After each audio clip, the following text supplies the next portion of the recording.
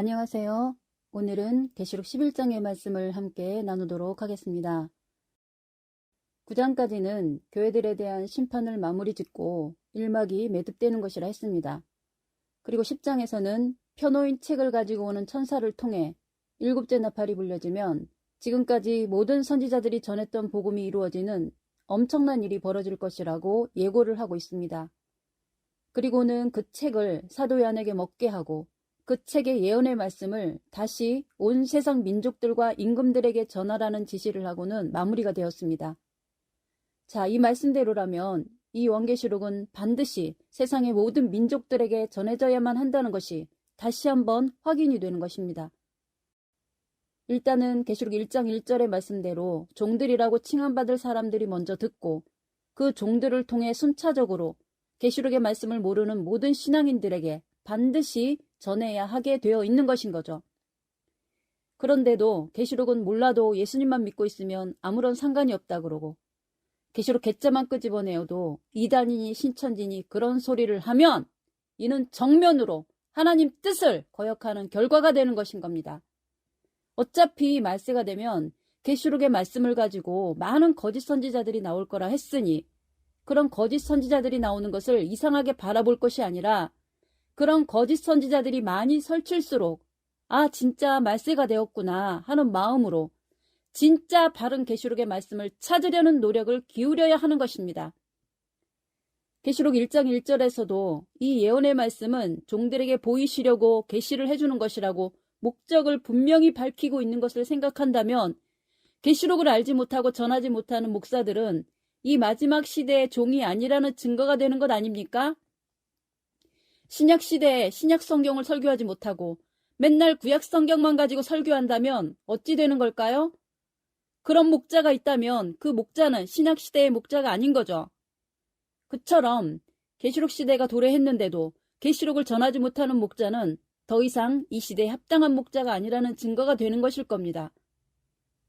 오늘날의 성도님들도 이런 시대적인 감각을 가지고 살아야지 맹목적인 신앙에서 벗어나지 못하면 그 책임 또한 면할 수가 없을 것입니다. 그러므로 계시록의 말씀은 말세 시대의 목자임을 증명하는 신분증인 셈인 것입니다. 물론 거짓 선지자들을 분별하는 일은 별도로 감안하고 말입니다. 자, 그런 정도로 하고 오늘은 계시록 11장의 말씀을 들어가 보겠습니다.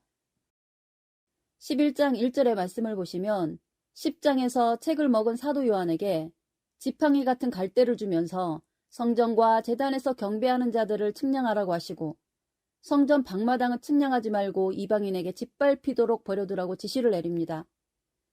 우선은 이 말씀에서 먼저 생각해야 할 말씀은 성전 방마당이라는 생소한 단어를 주목해야 하겠습니다. 이 성전의 방마당은 어디를 두고 하는 말인지를 먼저 알아야 하겠습니다. 방마당이 있다는 말은 상대적으로 앞마당이 있다는 말이 될 텐데 여기서 앞마당에 해당하는 곳은 성전과 제단에서 경배한다는 그곳을 두고 하는 말인 것을 생각해 볼 수 있을 것입니다. 그러니까 지금 앞마당인 성전과 제단에서 예배를 드리는 성도가 있다는 말이고 거기에 모여있는 성도들에게는 측량을 하고 성전 방마당에 해당되는 곳에 있는 사람들은 이방인들에게 짓밟히도록 버려진 존재들이니까 아예 측량할 필요가 없다는 것입니다. 그러면 우리는 앞마당에 있어야 할까요? 방마당에 있어야 할까요? 당연히 앞마당에 있어야 할 것입니다. 그런데 어디를 두고 앞마당이라고 하고 어디를 두고 방마당이라고 하는지를 모르는데 어찌합니까? 여러분들 교회에서 건물 안에 있는 예배당을 앞마당이라 하고 교회 현관 밖에서 예배드리는 사람을 방마당에 있다고 하는 걸까요? 지금 자기가 처한 자리가 앞마당인지 방마당인지를 알아야 도망을 가든지 죽어도 그 자리를 지키고 있어야 하는지를 알 텐데 말입니다. 계시록 11장에 대해 강해를 해놓은 여러 목사님들의 영상들이 유튜브에도 많이 돌아다니는데 여러분들도 저희의 강해를 들어보시고 그런 영상들과 비교를 해보시기를 바라겠습니다. 영상들 중에 대표적으로 한 분의 강의를 소개해드리겠습니다. CBS 방송에 성서학당이라는 성경공부 프로그램이 있는데 아시는 분들은 잘 아실 것입니다. 거기에 단골 강사로 등장하는 우리나라 최고의 젊은 엘리트 교인들이 모이는 3.1교회 담임 목사로 있는 송태근 목사의 계시록 강의 제29강을 보시면 11장을 강의해 놓은 영상이 있는데 궁금하신 분들은 찾아서 직접 보셔도 좋겠습니다. 그분의 강의를 다 평할 수는 없고 성전 앞마당, 방마당에 대해 설명하는 그 부분만 잘라서 캡처해서 보여드리겠습니다. 이 사진의 영상을 보시면 방마당, 앞마당을 설명하는데 그냥 직사각형 하나를 대충 그려놓고 중간에 줄을 하나 찍 그어서 칸을 나누고는 아무런 부연 설명도 없이 위에는 앞마당이라 하고 아래는 방마당이라고 얼버무리며 말로 대충 때우고 그냥 넘어가 버립니다. 다른 용어들은 헬라어가 어떠니 히브리어가 어떠니 그러면서 장황하게 풀어 헤치면서 이 앞마당 방마당에 대해서는 참고 구절 하나도 소개하지 않고 아무런 부연 설명도 없이 허무하게 얼렁뚱땅 넘어가 버리는 것입니다.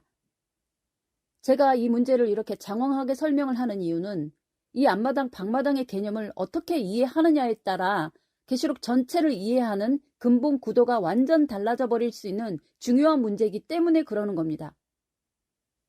또 어떤 목사님들은 성전 방마당을 성전의 뜰에 있는 이방인의 뜰이 방마당이라고 하는 사람도 있더라고요. 이런 이야기들은 아주 어처구니가 없는 이야기들인 것입니다. 모세가 성막을 만들도록 하나님께 지시받은 성전에는 이방인의 뜰이니 여인의 뜰이니 하는 그런 개념은 아예 없는 것입니다. 그렇다면 대체 이 방마당, 앞마당이라는 곳은 어디를 두고 하는 말일까요? 자, 이제 말도 많고 탈도 많은 이 방마당, 앞마당의 의미를 설명을 드리도록 하겠습니다. 먼저는 이 앞마당, 방마당에 힌트가 될 만한 참고 구절을 몇 구절 살펴보고 진행하도록 하겠습니다. 먼저 출애굽기 40장 22절을 찾아보겠습니다. 이것은 모세가 성막을 만들 때의 상황을 설명해 놓은 곳인데 여기를 보시면 진설병을 아시죠? 성소에 놓여있는 12떡을 진설해 놓은 그 떡상 말이죠. 이 진설병이 놓여있는 성소를 표현하기를 휘장박기라고 표현을 쓰고 있는 것입니다. 여러분들 성막의 구조를 아시는 분들은 잘 아시겠지만 지성소와 성소는 둘 다 성막의 텐트 안쪽에 설치가 되어 있지 않습니까? 그런데 왜 여기에서는 휘장박기라고 표현을 하고 있을까요? 이것을 이해하기 위해서는 다음 구절을 보셔야 하겠습니다. 열왕기상 6장 16절과 17절의 말씀을 보시겠습니다. 여기는 솔로몬 왕이 성전을 건축하는 내용이 담긴 것인데 이 본문에서는 성소와 지성소에 대해 이렇게 표현을 하고 있는 것입니다. 전 뒤편에서부터 20규빗 되는 곳에 마루에서 천장까지 백향목 널판으로 가로막아 전에 내소 곧 지성소를 만들었으며 내소 앞에 있는 외소 곧 성소의 장이 40규빗이라 그럽니다. 여기를 보시면 너무나 명백하게 내소 곧 지성소라 기록하고 있고 성소에 대해서는 내소 앞에 있는 외소 곧 성소라고 설명을 하고 있지 않습니까? 그러니 모세가 성소를 휘장박기라고 표현한 것이나 솔로몬이 성소를 외소 곧 바깥장소라는 뜻으로 외소라 한 것이나 같은 의미가 되는 것입니다. 그 개념을 계시록에서는 그대로 사용하여 앞마당 방마당이라고 표현을 한 것인 거죠. 계시록 강의 서두에도 강조를 드렸지만 계시록은 성막을 배경으로 모든 이야기가 꾸려져 있기 때문에 성막에 대한 올바른 이해가 없이는 절대 계시록은 바르게 이해할 수도 없고 계시록을 바르게 이해하지를 못하면 예수님의 재림을 맞이하는데도 제대로 준비할 수 없게 되는 것입니다. 그 성막을 바탕으로 한 계시록의 진행 상황을 모르면 예수님의 재림을 맞이하는 데 있어 엉터리 지도를 가지고 주님을 찾겠다는 것과 같은 꼴이 되는 것입니다. 이런 흐름으로 볼 때 앞마당 방마당은 지성소와 성소를 두고 하는 말씀인 것이 명확하지 않습니까? 그러면 왜 성소는 휘장박기나 외소 혹은 방마당이라는 단어를 쓰게 되었을까요?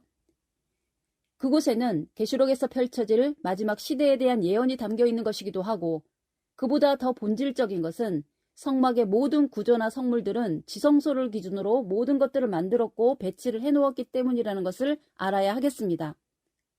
다시 말하면 지성소는 하나님께서 좌정에 계시는 속죄소가 있는 곳이기 때문에 그곳이 이 성막 전체의 중심이고 가장 어른이 계시는 안방인 것입니다. 그러니 성소라고 일컫는 곳조차도 지성소를 기준으로 보면 바깥방 혹은 건넌방이 되고 우리 고전적인 한국 가옥으로 표현하자면 사랑채 같은 곳이 되는 것입니다. 이런 흐름으로 본다면 왜 계시록 11장에서 굳이 앞마당 방마당이라는 용어를 사용했는지 충분히 이해가 될 줄로 믿겠습니다. 자, 그러면 이런 논리를 바탕으로 해서 본다면 더욱 이상하게 생각되는 것이 그러면 왜 성소를 이방인들에게 짓밟히도록 버려두느냐는 것입니다. 성소라는 말도 거룩히 구별된 곳이라는 의미인데, 그리고 성소도 엄연히 성전인 곳이고 제사장들이 항상 그곳에서 제사를 드리는 너무도 거룩하고 중요한 장소인데 말입니다. 이렇게 얽히니까 머리가 좀 아프십니까? 뭐 이런 것까지 따지면서 성경을 알아야 하느냐고 짜증이 나실 거고, 이런 식이면 머리 나쁘고 공부 못한 사람들은 예수도 못 믿겠네 그러면서 거부 반응이 들기도 하시겠지만, 누차 말씀드리지만 이렇게 어렵게 만들어 놓은 것이 첫째는 사단의 방해 공작을 따돌리기 위한 것이고, 둘째는 모든 신앙인들이 정말 하나님을 사랑하고 진리의 말씀을 사모하는지를 테스트하시려는 뜻도 있다는 것 다시 한번 명심하시기를 바랍니다. 그렇지 않으면 누가 진짜 하나님을 사랑하는 사람인지, 누가 가식적인 신앙인지, 또 누가 진짜 진리의 말씀을 사모하는 사람인지, 사람들을 속이려고 거짓말하는지를 어떻게 구분하겠습니까? 학교 시험이나 수능 시험이 너무 쉬우면 어떻게 될까요? 그러면 어중이 떠중이도 다 만점을 받아버리면 어찌 될까요? 진짜 실력 있는 사람과 없는 사람을 구분하는 게 불가능한 것이 되겠죠. 그러면 누가 손해를 보게 될까요? 물론 진짜 공부를 열심히 한 사람들이 손해를 보겠죠. 신앙도 그런 것입니다. 지금까지 지구촌을 지나간 모든 인류, 모든 신앙인들 가운데서 하나님은 그들을 공정하게 심판을 하셔야 하고, 그래서 공정한 상벌을 집행해야 하니까 변별력을 높이기 위해서라도 이런 고육지책을 쓸 수밖에 없는 것이겠죠.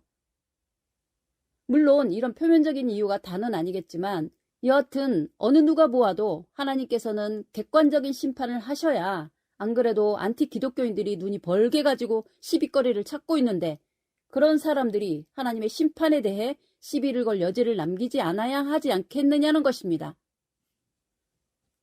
지금은 계시록을 이렇게 설명하면 참으로 어렵게 느껴지시겠지만, 어느 분야든 다 그렇겠지만 계시록도 지금은 계시록 시대 초입이기 때문에 한 번도 들어보지 못한 이야기라서 이렇게 어렵게 들릴 수밖에 없는 것이고, 그러니 더욱 이런 말씀을 찾는 사람도 극히 소수이겠지만, 이것이 나중에 종들에 의해 본격적으로 퍼져서 모든 사람들이 다 알게 될 때는 지식 수준도 높아지고, 또 보편적으로 상식화되게 되면 그때는 평범한 사람들도 알고 믿기가 쉬워지게 되는 것입니다. 그런 이치를 잘 생각하시면서 조금 어렵겠지만 계시록 공부에 좀 더 집중해 보시기를 바라겠습니다. 하도 어려운 이야기를 하다 보니 저도 난감해서 부수적인 말씀을 많이 드리게 되는데, 이쯤 하고 다시 본론으로 들어가 보겠습니다. 자, 그렇다면 그 방마당도 원래는 이방의 소속이 아니고 하나님의 제사장들에게 속하여 매일 출근해서 제사를 드리는 거룩한 곳인데, 그런데 왜 그런 성소가 이렇게 이방인에게 짓밟혀야 하는 지경이 되어 버렸느냐는 것입니다. 거기에는 또 분명 무언가 중요한 사연이 있지 않겠습니까? 그런 배경을 알게 해주는 것이 바로 계시록 9장까지의 내용이라는 것입니다. 좀 더 구체적으로 표현을 하자면 계시록 9장까지의 심판과 재앙들은 곧 성전 방마당인 성소에 해당하는 내용이라는 것입니다. 이게 무슨 말일까요? 왜 그렇게 되는 걸까요? 그것은 제가 앞선 영상에서 1장에서 나타난 7 금초대는 성막의 성소에 있는 7 순금 등대와 같은 것이라 말씀드렸습니다. 그런 7 금초대 사이를 계시록 1장에서는 예수님께서 왕래하시며 7 영들과 함께 재림의 역사를 위한 프로그램을 시작하셨다는 것이라 했습니다. 그러니 이 7 금초대 교회는 세상의 모든 교회들과 함께 성소 단계의 교회들로 자리매김을 하게 된다는 것이고, 그런 교회들이 부패하고 타락함으로 7인과 7 나팔의 재앙을 받음으로써 하나님께 완전히 버림받는 방마당의 처지가 된다는 것입니다. 이들은 과거 유대인들이 로마에 의해 이스라엘 땅에서 완전 축출되고 그 어떤 동정의 여지도 남기지 않고 버림을 받았듯이, 이제는 지금의 모든 교회들이 그렇게 버림받을 처지가 되었다는 것입니다. 저 같은 사람이 뭐라고 이런 어마어마한 소리를 할 수 있겠습니까? 그냥 말씀이 그렇다는 것이고 믿든지 말든지 전하라고 하니까 전하는 것뿐인 것입니다. 무슨 추리소설의 미스테리를 추적하는 것처럼 복잡하게 보이시겠지만, 이 내용을 잘 들어보시고 성막을 그려놓고 논리적으로 정리를 잘 해보시기를 바라겠습니다. 그러니 이 방마당에 해당하는 7촛대 교회와 세상의 모든 교회의 목사님들은 이런 사실을 받아들이려 할까요? 이걸 받아들이면 교회 문을 다 닫아야 하고 졸지의 실업자들이 돼야 하는데 어쩌겠습니까? 예수님께서 이 땅에 오셨을 때도 당시의 서기관과 제사장들, 율법사들이 모두 이런 처지였었죠. 그들은 어떤 선택을 했습니까? 자기들이 살기 위해서는 예수는 반드시 죽어 없어져야 하는 존재가 되었던 거죠. 그러니 목사님들은 자기들이 목회라도 해먹기 위해서는 절대로 계시록을 바르게 풀면 안 되는 것입니다. 계시록이 바르게 다 풀어지고 공개되는 날은 그들이 있는 곳이 방마당이라는 것을 자백해야 하는데 과연 누가 이런 사실을 겸허히 받아들이려 하겠는가 이 말인 것입니다. 그러니 아무리 진실하고 겸손하여 사심이 없다는 목사님들이 혹 있다 할지라도 이런 사실들까지 받아들일 그런 목사들이 과연 있을까요? 인정하든 말든 이미 계시록이 여기에까지 왔다면 하나님의 시간표상에는 이미 계산이 다 끝난 상태라는 것입니다. 그러니 이제는 다 끝났으니 더 이상 측량을 하고 자시고 할 필요도 없이 모조리 이방인들에게 짓밟히도록 버려버리면 되는 대상들인 것입니다. 아주 무서운 말씀인데 거부감도 적지 않을 줄로 압니다만 그렇다고 무시만 하기에는 너무나 논리적으로 정확한 말씀이니 어쩌겠습니까? 방마당은 이제 끝났다는 이 한마디의 말씀을 5장에서는 책을 임봉해버렸다는 말로 표현을 했고 6장에서는 해달별들이 다 떨어졌다는 말로 표현을 했죠. 다 같은 말인 것입니다. 다만 절차상 단계의 과정을 거친 것뿐인 거죠. 이것으로 이제 교회 시대는 종말을 고한다는 하나님의 선고의 말씀인 것입니다. 이것이 온 인류가 지금까지 그렇게 떠들어왔던 종말 혹은 말세라는 말의 본질인 것입니다. 그러니 이제는 지구가 불타고 없어진다든지 핵전쟁이 일어나 지구가 파멸한다든지 하는 이야기는 더 이상 쓸데없는 걱정이고 그런 재료는 거짓 선지자들이 돈줄을 끌어모으기 위해 던지는 겁주기용에 불과한 것이라는 것을 밝혀드릴 수 있는 것입니다. 우크라이나와 러시아 간 전쟁이 아마겟돈 전쟁이 되는 것이 아니니까 걱정들 마시고 생업들에 충실하시면서 착실히 현실을 살아가시기를 바라겠습니다. 어찌 보면 지구가 불타고 없어지거나 핵전쟁으로 온 지구가 파멸에 이르는 것보다는 하나님의 입장에서는 교회들만의 심판으로 판을 정리하시는 것이 더 효율적일 수도 있지 않을까요? 우리는 자꾸만 우리들 입장에서 생각하려 하니 인정하기가 싫은 것이겠죠. 성경의 역사는 참으로 재밌다고 표현하면 조금 어폐가 있는 표현이지만 참으로 기묘하다 할 그런 내용들이 너무나 많습니다. 예를 들면 아담의 시대가 아브라함으로 새 출발하기까지 2000년이 걸렸고 아브라함으로 새롭게 출발한 이스라엘의 역사가 그 역시도 2000년 만에 예수님께서 오심으로 종말을 고하더니 이제 예수님으로 시작된 교회들마저 또 2000년 만에 계시록 시대를 맞이하면서 종말을 고하게 되었으니 어찌 이런 일이 똑같이 반복될 수가 있을까요? 꼭 2000년 단위로 한 시대는 가고 한 시대가 또다시 새롭게 도래하지만 이 땅은 영원히 있다는 전도서 1장 4절 말씀이 생각나지 않습니까? 구약의 유대인들이 아브라함 이후 2000년 만에 완전히 하나님의 관심 밖으로 밀려나 완전히 이방 세계에 무참히 짓밟히며 저주거리가 되어 방마당으로 쫓겨나 거지 중에서도 아주 상거지가 되어 깡통을 찾지 않았습니까? 이제는 교회들이 그럴 운명에 처해지게 되었는데 교회의 목자와 성도들은 당시 유대인들처럼 아무런 심각성을 느끼지 못한 채 천하태평으로 살고 있는 것입니다. 그나마 계시록 11장 1절에서처럼 그러는 와중에도 이런 시대적인 말씀을 듣고 깨달아 소수의 무리가 모여 성전과 제단에서 하나님께 예배를 드리는 무리들이 있으니 이런 사람들이 이사야 6장 13절에 기록된 거룩한 씨에 해당되는 사람들일 것입니다. 이사야 10장 20절과 21절에서는 산에 불이 나서 모든 나무들이 다 불타버리고 그 가운데서 남은 자, 곧 야곱의 남은 자가 능하신 하나님께로 돌아올 것이라는 그 남은 자에 해당하는 사람들이 될 것입니다. 로마서 9장 27절에서는 이스라엘의 뭇 자손의 수가 비록 바다의 모래같이 많을지라도 오직 남은 자만 구원을 얻으리라고 노래하는 그 주인공들이 되는 것일 겁니다.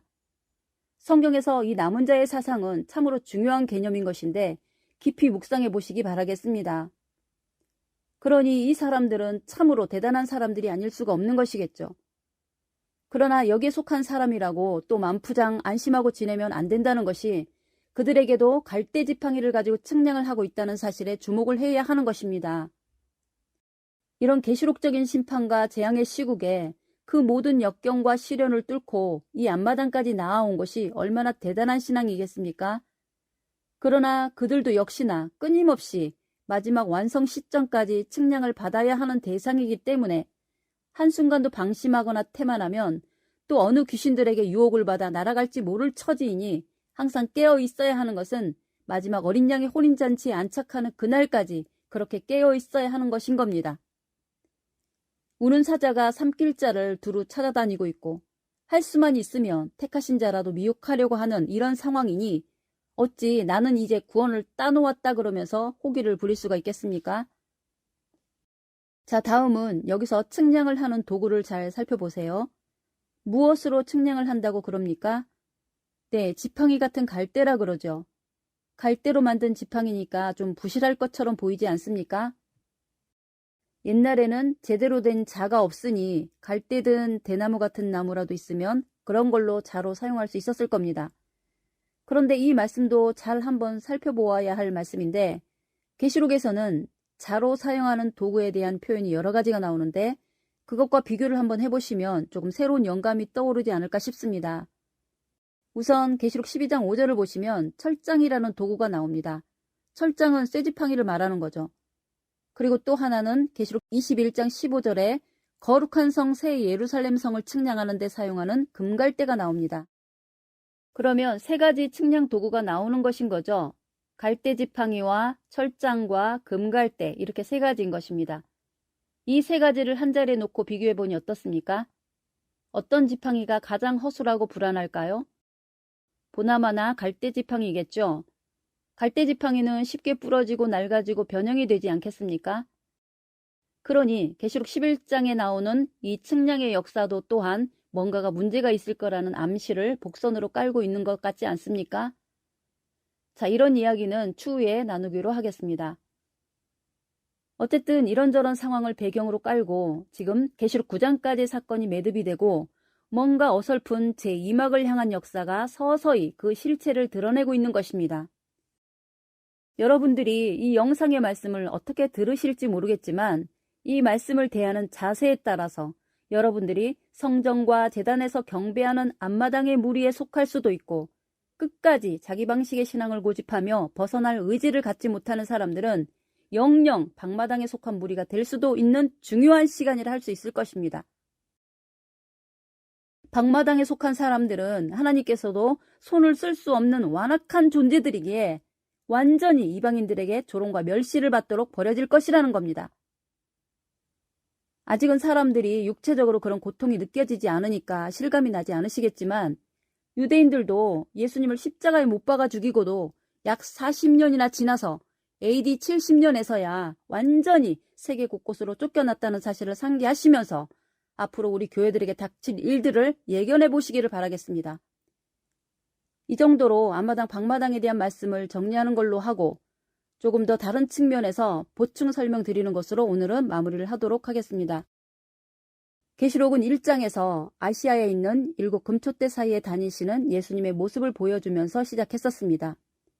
7 금초대는 말씀드린 바와 같이 성소의 성물입니다. 그러니 예수님은 성소에 들어오셔서 7 금초대 사이를 왕래하신 거죠. 그리고 그 성소의 바깥에는 성전의 뜰이 있고 거기에는 물두멍과 번제단이 있습니다. 그런데 그 번제단 아래에는 순교자들의 영혼들이 모여 있다고 6장에서 살펴보았습니다. 그러니 순교자들은 아직 성소에도 들어가지 못한 것이 되고 지성소에는 더더욱 들어가지 못한 입장이라는 것인 겁니다. 자, 그러면 성전 뜰에서 순교자들은 빨리 자기들이 흘린 핏값을 갚아달라고 호소를 하면서 대기하고 있는데 예수님께서 성소로 들어가셔서 7 금초대 사이로 왕래하시며 그 7 금초대와 함께 계시록의 역사를 진행하고 계시는 겁니다. 그런데 그 7 금초대 교회들이 타락을 하고 변질이 되니까 예수님은 떠나가시면서 묵시의 말씀은 봉해버리고 그 교회들은 무차별적인 심판과 재앙을 받게 됩니다. 그렇게 심판을 끝내고 나니까 11장에서는 이제 방마당이 되어버린 성수에 속한 7 금초대 교회들은 완전히 이방인들에게 짓밟히도록 버림을 받게 버려두고 드디어 앞마당인 지성소 역사를 위해 준비를 해가고 있는 것입니다. 그렇다면 미루어 짐작해보건대 성전뜰을 지나 성수에서 앞마당인 지성소까지 들어왔으니 그 다음에는 어떤 내용이 기다리고 있을 것 같습니까? 네, 하나님께서 계신 속죄소가 있는 언약궤로 나아갈 것 같지 않습니까?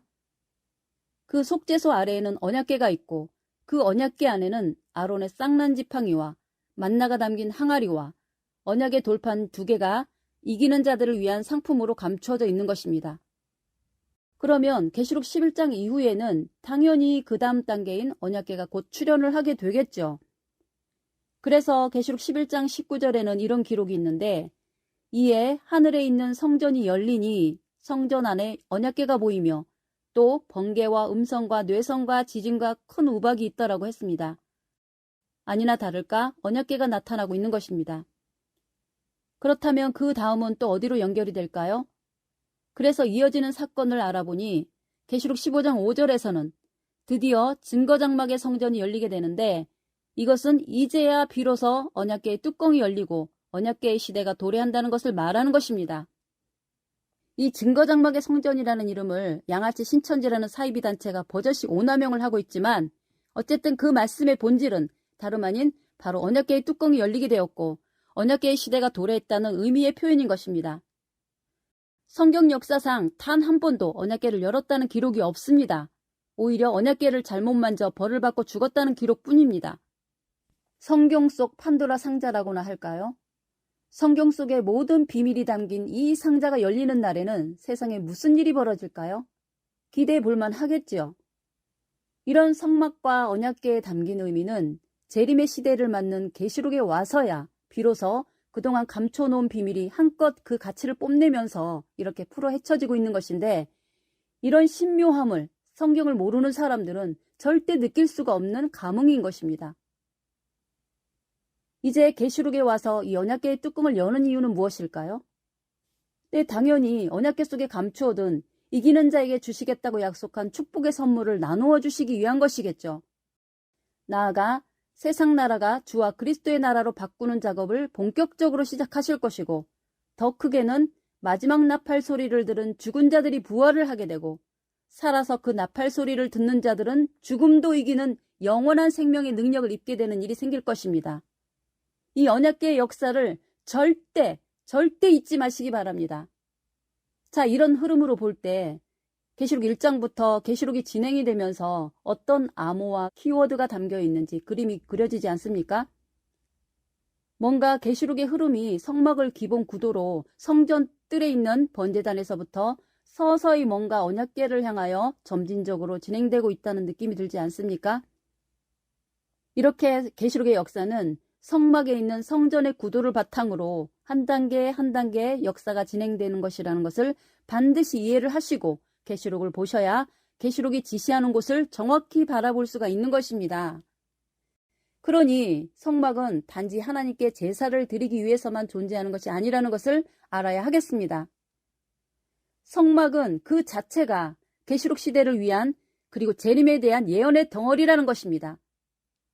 히브리서 10장 1절에는 율법은 장차오는 좋은 일의 모형과 그림자라고 하지 않았습니까? 율법은 그 자체가 예언들이라는 것입니다.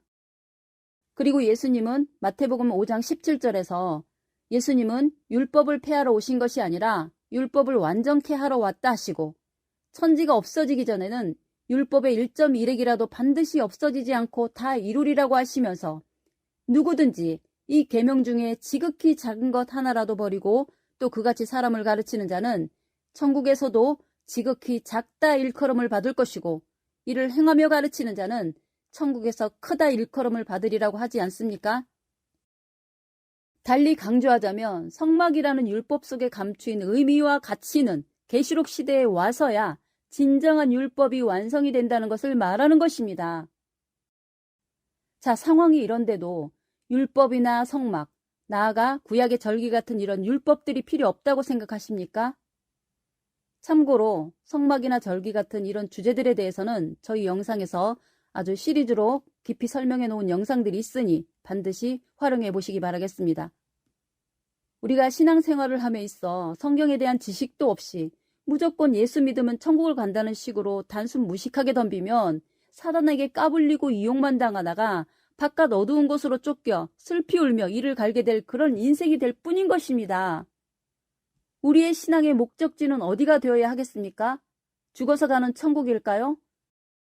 우리의 목적지는 감추인 만나를 먹을 수 있고 철장과 흰 돌이 있는 그 언약궤까지 올라가야만 속죄소에 계시는 하나님과 예수님을 만날 수 있는 것입니다.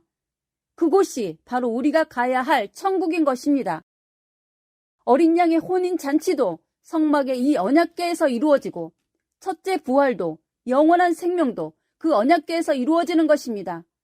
그것을 완성시키시는 때가 바로 일곱째 나팔, 곧 마지막 나팔이 불려질 때 그렇게 된다는 것입니다. 이런 엄청난 비밀을 담아놓은 것이 성경 66권이고 그 66권의 성경을 압축 요약해 놓은 것이 요한계시록이고 또한 성막에 감춰놓은 비밀인 것입니다. 아직 이런 깊은 것을 다 말씀드릴 수는 없지만 그래도 조금 맛보기라도 드리면 공부하는 데 방향을 잡는 데 참고가 되실까 하여 미리 조금 힌트를 드리는데 이마저도 어려운 분들이 많을까 걱정이 되지만 무엇을 하든 처음은 다 힘들 수밖에 없는 것이고 한 번, 두 번 반복하다 보면 깨달아지고 새겨지리라 믿는 것입니다. 평생을 교회 다닌다고 성경 끼고 다녔지만 정작 우리가 알아야 하고 배워야 하는 것들은 아예 듣지도 보지도 못한 채 변죽만 울리다 실컷 울고 난 뒤에 누가 죽었냐는 식의 어처구니 없는 모양새를 띠게 된 오늘의 우리 신앙인들의 처지를 자각하시기를 바라겠습니다. 다시 강조드립니다. 방마당, 앞마당을 구분하지 못하는 사람은 바깥 어두운 곳에 쫓겨서 깡통을 차게 될 것입니다. 부디 이 영상을 들으시는 분들은 한 분도 빠짐없이 이 마지막 시대를 잘 준비하셔서 언약궤에까지 무사히 올라가셔서 이기는 자에게 주겠다고 약속하신 모든 축복들을 다 받아 누리시기를 기원드리며 오늘 강의를 마치도록 하겠습니다. 감사합니다.